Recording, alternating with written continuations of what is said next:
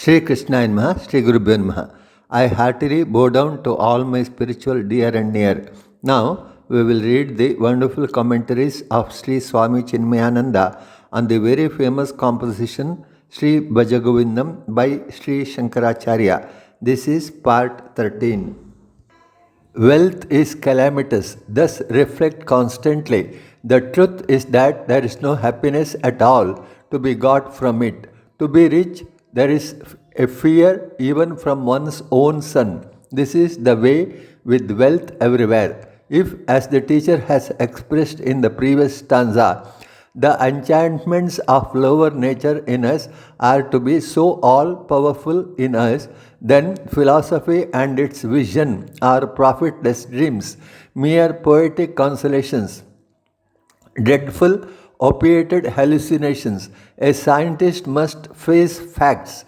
He sees things as they are and plans to improve the world and the life thriving upon it. The above stanza is a naked statement of a couple of facts known to all, realized by everyone, whatever be the field of their functions in life.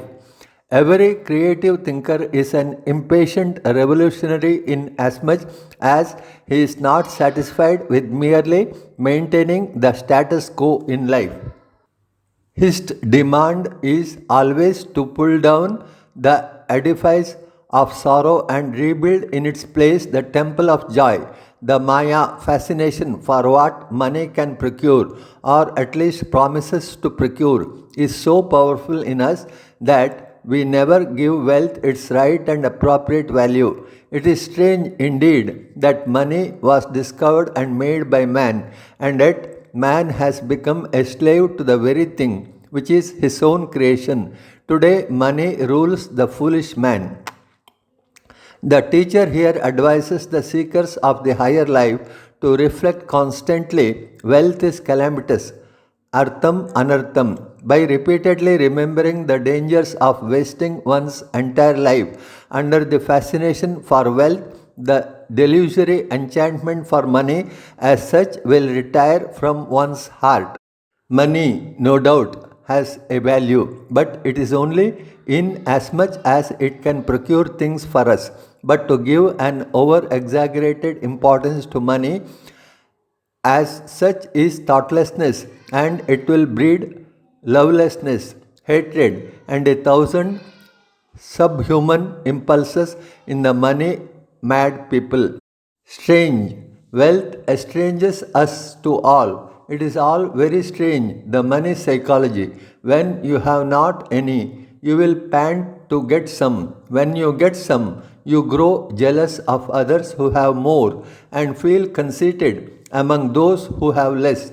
In the grabbing game, in the profit hunting commerce of the world, when you become a little more successful, your jealousy and conceit are not thereby going to recede proportionately, but strange in the arithmetics of the money mad world, your jealousy becomes powerful and your conceit limitless. Not only more wealth brings more jealousies and conceits, but the individual starts entertaining unholy suspicions and unhappy fears. Suspicions that those who have not got as much as you have are planning to destroy you, and fears that they may loot away all that you have from your secret treasures. Wealth is not welfare, artham anartham. As Acharya Shankara indicates here, even one's own son becomes a source of fear for the unholy man of riches. Therefore, ever keep in one corner of your mind the same idea that money or wealth is only a means and not an end in itself. Wealth is calamitous. Have it in sufficient measure to use it. Liberally employ it in your service. Let not money use you or employ you in its service. When you possess money, wealth is a blessing. Allow money to possess you. Wealth is a curse, and it will give you not even a suspicion of comfort. This is the truth about wealth. This is the way of wealth. Verse 30. Pranayamam pratyaharam nitya nitya viveka vicharam Yapya Sameta Samadhi Vidanam Kurva Vadanam Mahadava Danam. The control of all activities of life's manifestations in you, the sense withdrawal from their respective sense objects, the reflection consisting of discrimination between the permanent and the impermanent, along with japa and the practice of reaching the total inner silence, samadhi, these perform with great care. Now Shankara advises a seeker who has thus withdrawn his mind from all its hunting after wealth in the outer world of mind and matter, of men and things, of joys and sorrow. The seeker should learn to control all these subjective activities within his personality. A path in 5 stages was drawn up by which a true seeker who has accomplished all the conditions that the teacher had prescribed can easily trot up to his goal. Study of Gita, worship of Lord, satsang and charity, along with the elimination of all the wealth hunting distractions by a process of correct thinking, together constitute what in Vedanta we call the outer exercises. Here, in this stanza, we have all the elements of inner exercise. They are as indicated by Shankara.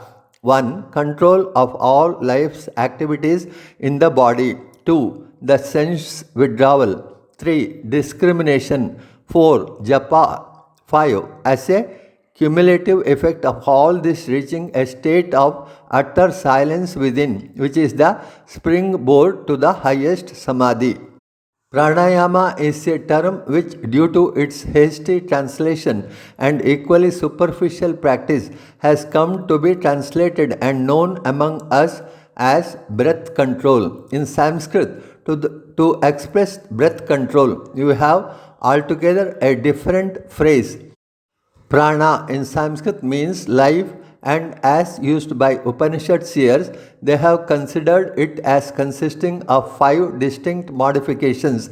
These 5 distinct names in their Upanishadic definitions are found to stand for the 5 physiological systems of activity, the 5 active departments of manifested life in a living intelligent man. They are perceptions and reception of things into the subjective life, prana, rejection of things and responses, apana, the digestive system, vyana, the circulatory system, samana, and the capacity to lift ourselves from our present state of understanding to a nobler and better peak of thought on the mount of knowledge, udana. To control all these 5 expressions of life in a living being is called control of prana. In order to achieve this, one of the outer methods generally advised to the dull in temperament and to the inefficient in emotions is a system of very regulated exercise of breathing. True pranayama can really be achieved only through sustained and sincere practice for the sufficiently long time of devotion to the Lord, of study of the scriptures, and of all selfless service to the society. When a seeker has thus succeeded in controlling the outflow of life's energy into its spectacular manifestations, he must also learn to roll his mind back to himself, away from its wanderings through the sense organs to the sense world. This capacity to whistle back the wandering mental rays away from sense objects back into our bosom is called pratyahara. Neither pranayama nor pratyahara is possible unless the intellect is re-educated to hold enduring and healthy values of life, and hence the importance of developing a discriminative intellect that can readily make us see through the impermanent glitter of the multiplicity and recognize the eternal, immutable truth. This can come only through constant scientific thinking, as indicated in the greatest of all philosophical textbooks that man has today, called the Upanishads.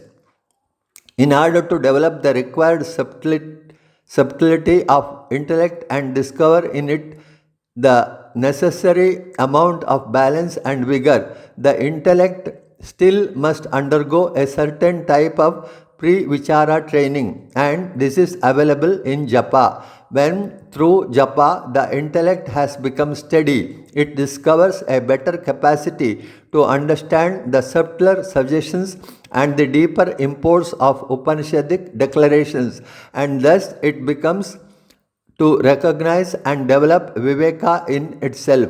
With the help of this power of discrimination, which can distinguish the real from the unreal, the individual gains a dexterity in withdrawing his mind from the unreal. This capacity to withdraw one's attention from the unreal is called pratyahara.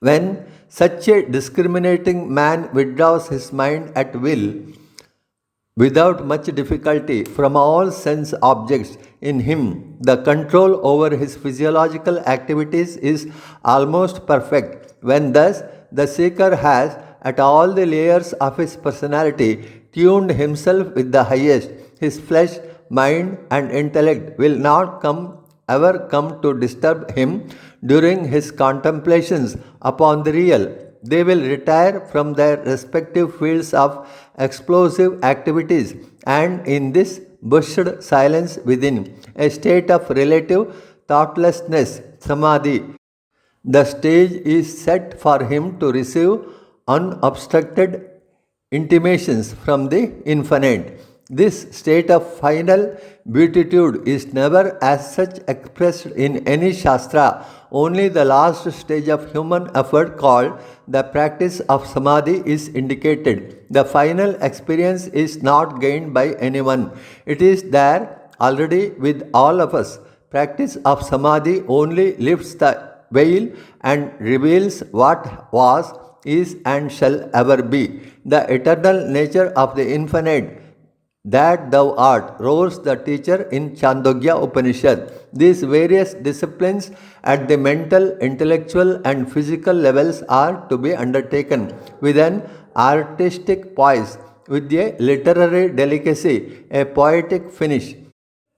There is no question of forcing the mind, crushing the instincts, or belaboring the passions. Force will create only suppressions, deformities, and abominable ugliness of personality. There cannot be any hurry in the natural unfoldment of one's personality. Hurry is unknown to all creative expressions in nature outside: sun rising, the moon setting, the blossoming of the buds, the arrival of the fruits, the germination of the seeds, the fetus in the womb, the bird in the egg, all have no hurry, but each takes its own time to grow and emerge out. If the seeker tries to hurry up and double up his march to reach the goal, haste is waste. On the path of truth, this warning is so beautifully given here when Shankara advises so lovingly, please perform with care, with great care. Verse 31, Guru Charanambuja Nirbara Bhaktaha Samsarada Chiradbhava Muktaha Sendriya Manasa Niyama Devam Drekshasi Nija Hridayastam Devam. O devotee of lotus feet of teacher, may you become liberated soon from this samsara through the discipline of the sense organs and the mind. You will come to experience the Lord that dwells in your heart. Faith and devotion to the Guru are necessary in order to ease the student's path and level down the slopes en route his pilgrimage. Faith is a very powerful secret source of energy in the human bosom.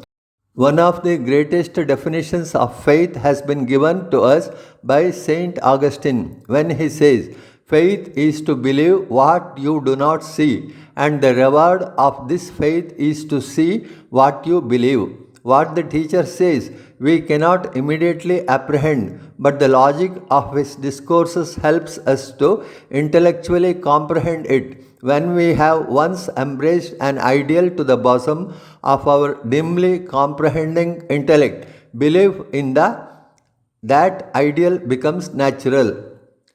Thus, faith indeed is that secret power in human mind to hold on to what he intellectually believes but has not yet come to experience in his life. And this secret might of faith ultimately takes man, as though upon the comfortable wings of some magic, to his destination of fulfillment in a total and complete experience.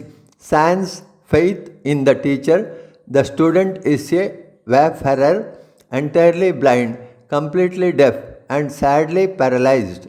Acharya Shankara addresses here his students of all the times and across the mountain centuries to the end of infinity, he blesses all the pursuers of his path. May you become liberated from samsara soon, is the burden of the Master's good wishes. Here we will end part 13. We will continue the remaining part in 14 by praying God for all the best to all spiritual aspirants. Shri Krishna Arpanamastu. Shri Krishna Namaha, Shri Gurubhyo Namaha. I heartily bow down to all my spiritual dear and near. Now we will read the wonderful commentaries of Sri Swami Chinmayananda on the very famous composition Sri Bhajagovindam by Sri Shankaracharya. This is part 14. This liberation is not in some distant time and in some distant place. It is here and now. This is indicated by the champion of the Advaita by again blessing the student. Through discipline of sense organs and the mind, may you come to experience the Lord that dwells in your own heart. Sincere adoration and devoted surrender to the teacher is indeed practiced not only by the disciple class but even by the teachers themselves. Acharya Shankara is by this stanza perhaps prostrating to his own teacher, for it is not a mere happy coincidence here to remember that Shankara's own teacher was Govindacharya. Bhaja Govindam, Bhaja Govindam. In the Upanishads also the importance of teachers has been very frequently indicated. Mandukya prescribes the qualities of a true teacher. Again, in Chandogya Upanishad, the Rishi has once and forever blasted even the possible traces of any doubt regarding the necessity of a teacher on the path of spiritual progress. The Upanishad says, one who has a teacher alone comes to realize. With prostrations to the teacher, this essential manual on Vedanta concludes Bhajagovindam, Bhajagovindam. Bhajagovindam is generally considered among the minor works of Shankara. All great scriptural masters have a knack of giving the highest truth at their greatest moments of inspiration in the simplest language. The artificially bloated intellects of the professional pundits will generally declare such works as minor.